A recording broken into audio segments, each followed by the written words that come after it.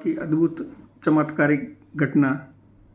बाबा की आज्ञा थी जब कभी आश्रम में कोई उत्सव हो उस समय जो भोग लगे वह आश्रम में सभी लोगों में वितरण किया जाए, किसी की उपेक्षा न की जाए। रामदास बाबा जी महाराज प्रतिवर्ष की भांति इस बार भी आए थे 250-300 बंगाली भक्तों की मंडली के साथ। उन्हें सबको प्रसाद वितरण करना आवश्यक था।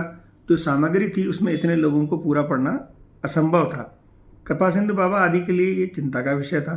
पर आश्चर्य की उतनी ही सामग्री में सब लोगों ने अपने भरपेट भोजन कर लिया। और पीछे बाबा ने कहा ये लोग जो आए थे वो बहुत थोड़ा खाने वाले थे। बाबा की भजन पद्धति में लीला स्मरण और नाम जप की प्रमुखता थी। शेष अवस्था में भी रात्रि 2 बजे उठकर लीला स्मरण करते, पर नाम जप तो जैसे उनका जीवन धारा का स्वाभाविक अंग ही बन गया था। निद्रा की अवस्था में भी उन्होंने नाम जप करते हुए स्पष्ट सुना जाता था। उनकी एक उंगली जो नाम जपने के समय झोली से बाहर निकली रहती थी, जब करते करते ऐसी हो गई थी कि उसे मोड़ा नहीं जा सकता था। प्रसाद पाते समय भी उसका प्रयोग नहीं होता था।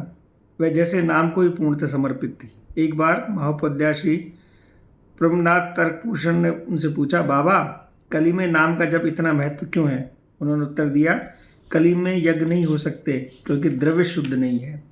योग ज्ञान आदि से भगवत प्राप्ति नहीं हो सकती क्योंकि जन्म शुद्ध नहीं है। पूजा अर्चना से भी चरम फल की प्राप्ति मुश्किल से होती है क्योंकि उसमें विधि निषेध है। केवल नाम जप के चरम फल की प्राप्ति संभव क्योंकि उसमें विधि निषेध नहीं है। नाम जप की चर्चा करते समय वे श्रद्धापूर्वक एक वल्लभ कुल की बाई का जिक्र किया करते थे जो उस समय गोवर्धन में धौला मंदिर के पास एक पेड़ पर रहती थी। वह दिन में पेड़ पर रहती और रात को नीचे उतराती। हर समय आर्त स्वर से गोकुलेश गोकुलेश कहा करती। मधुकरी को भी नहीं जाती। गुरु सेवा में वैष्णव सेवा को पंडित बाबा सबसे अधिक महत्व देते थे। श्री विग्रह सेवा में भी गुरु सेवा को उत्तम मानते। वैष्णव सेवा के दृष्टांत स्वरूप वे एक मणिपुरिया बाबा का जिक्र किया करते जो गुफा के भीतर एक गड्ढे में रहा करते थे। सोते बिल्कुल नहीं, आटे की मधुकरी करते और रोटी बनाकर साधुओं में वितरण करते। बाबा कई बार गंभीर रूप से बीमार हुए।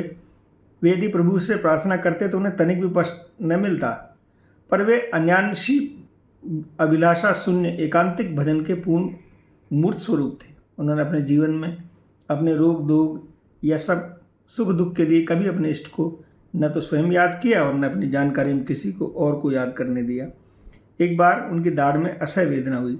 कामनी कुमार घोष ने पुत्र डॉक्टर गौरपद घोष को बुलाया था दांत उखाड़ने के लिए। उन्होंने जैसे ही जय गौर कहकर दांत उखाड़ना चाहा, बाबा उठकर दूर जाकर खड़े हो गए। बोले, मूर्ख, तेरे दांत के लिए गौर को कष्ट दूंगा? जा, तुझसे दांत नहीं निकलवाऊंगा। वेदना सहन करते हुए पर दांत नहीं निकलवाया। गंभीर बीमारी की स्थिति में भी वे उन्हें हा राधे, हा कृष्ण, हा गौर कहते कभी नहीं सुना। पंडित बाबा लगभग 80 वर्ष के हो रहे थे।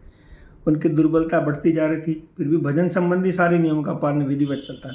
वही 2 बजे रात में उठना, उपरांत 2 बजे तक भजन में संलग्न रहना, नित्य मधुकरी को जाना और नित्य गोविंद देव जी के दर्शन।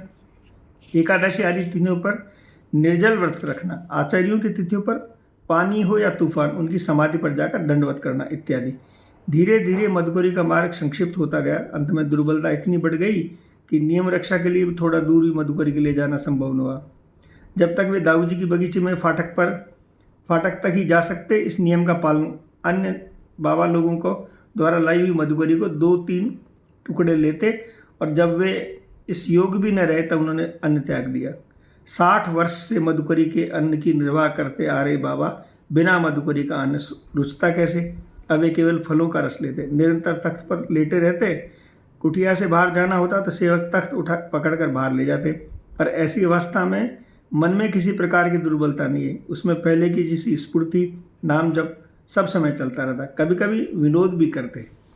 एक दिन जब उन्हें तख्त पर बाहर ले जाया जा रहा था तो वे स्वयं कहने लगे, राम नाम सत्य है। बोलो, इसे निरा विनोद ही समझा, पर लगता है उन्होंने इस प्रकार अपने अंत समय में निकट होने का संकेत कर दिया। बाबा की अवस्था समाचार प्राप्त कर ठाकुर कुशल सिंह और ठाकुर हरि सिंह आए जयपुर से। चिकित्सा की हर संभव व्यवस्था की गई। कलकत्ते से योग वैद्य को बुलाया गया। बाबा के गले में तकलीफ थी जिसके लिए उन्होंने गूलर की छाल के पानी में गरारे करने को कहा। बाबा ने ब्रज की किसी वृक्ष की छाल लाने के लिए निषेध कर दिया। ब्रज के बाहर छाल लाई गई और सभी आवश्यक उपचार किए गए। इस बीच बाबा ने आज्ञा की कि गोवर्धन में श्री गदाधर दास बाबा जी को बुलाकर अष्टकालीन लीला कीर्तन कराते। 1 मास पर्यंत उनका कीर्तन होता रहा। बाबा हर समय लीला के आवेश में रहते। ठाकुर कुशल सिंह और ठाकुर हरि सिंह जयपुर वापस चले गए। जाते समय ठाकुर हरि सिंह ने बाबा के निकट खड़े होकर मन ही मन प्रार्थना की, यदि स्वास्थ्य अधिक खराब होने लगे तो उन्होंने दोनों सूचना अवश्य भिजवा दे। एक दिन संध्या समय सभी बाबा के परिजन उन्हें घेर कर बैठे थे। बाबा ने कहा, देख मेरा शरीर न रहे फिर यहाँ मत रहना, बगीची छोड़कर चले जाना। किसी ने पूछा, बाबा आपकी समाधि वमाधि कुछ नहीं, तुम लोगों का भजन ही लोग मेरी समाधि उत्सव है। उत्सव भी नहीं, उस तिथि को उस मधुकर ले आना और एक जगह बैठकर पा लेना। मैं अपनी गुरु तिथि पर उत्सव करता तो एक दिन पहले किसी ब्रजवासी से कह देता, थोड़ा हलवा बना लेना, भोगने लगाना। हलवा यमुना पर ले जाता, तुलसी छोड़कर गोविंद को भोग लगाता और गुरु को निवेदन कर बच्चों को बांट देता। फिर अपने आश्रम में नई उम्र के साधकों की ओर देखते हुए बोले, इन्हें स्त्रियों से बचाना। दूसरे दिन राधाष्टमी थी, बाबा का निर्जल व्रत था। कृपा सिंधु बाबा को बुलाकर उनका, मेरा गला सूख रहा है, थोड़ा पुराने घी की मालिश कर दे। कृपा सिंधु बाबा ने कहा, थोड़ा पंचामृत ले लीजिए, आपके शरीर बहुत दुर्बल है। नहीं रे, तो बाबा एक टुकड़ा मिश्री को ही ले लीजिए, तेरे हाथ जोड़ूं, मेरा व्रत मत तोड़। एकादशी दिन निर्जल व्रत। फिर कृपा सिंधु बाबा और प्रियाषण आदि कुछ लेने के लिए आग्रह किया। बाबा ने फिर हाथ जोड़कर मना कर दिया। व्रत न तोड़ने से अपने संकल्प प्राणों की बाजी लगाकर भी स्थिर रहे।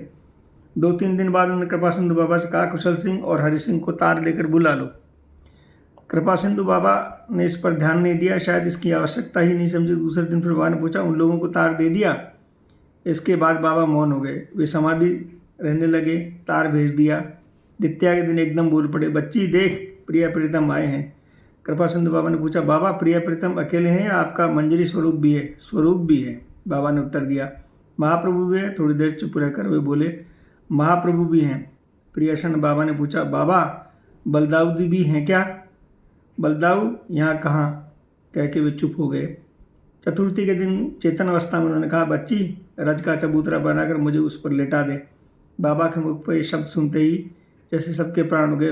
प्राणहीन अवस्था में सबने थोड़ी देर में रमण रेती आदि स्थानों की रज की सैया बनाकर बाबा को लिटा दिया। उस दिन कुशल सिंह और हरि सिंह भी आ गए। कुशल सिंह जी गोविंद जी के प्रसादी माला लाए। उन्होंने माला बाबा के गले में डाली। माला का स्पर्श होते ही बाबा ने शरीर छोड़ दिया। गोविंद जी आए माला के रूप में और अपने बचपन के साथी राम प्रसाद को ले गए अपने धाम में। माला के रूप में उन्हें देखा सबने, पर स्वयं में देखा केवल बाबा ने। गोविंद का यह चिर स्वभाव है, वह जिससे प्रीति करता है ना, उससे निभाता अंत तक। जय जय श्री राधे निताई गौर हरि।